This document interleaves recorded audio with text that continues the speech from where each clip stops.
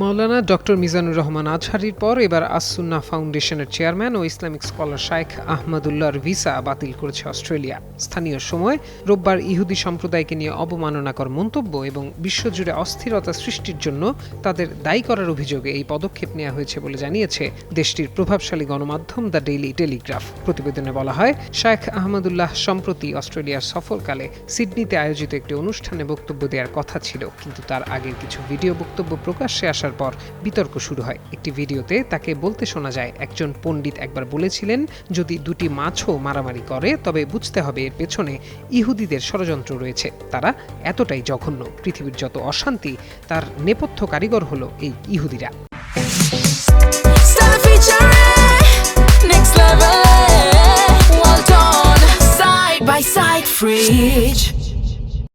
এ ধরনের বক্তব্যকে চরম ইহুদি বিদ্বেষ হিসেবে গণ্য করেছে অস্ট্রেলীয় কর্তৃপক্ষ। রোববার দেশটির স্বরাষ্ট্র মন্ত্রণালয় আনুষ্ঠানিকভাবে তার ভিসা বাতিল করে। এর ফলে তিনি বর্তমানে অস্ট্রেলিয়ার বাইরে থাকলেও পুনরায় দেশটিতে প্রবেশ করতে পারবেন না। ফলে দেশটিতে তার নির্ধারিত অনুষ্ঠানগুলো বাতিল ঘোষণা করা হয়েছে।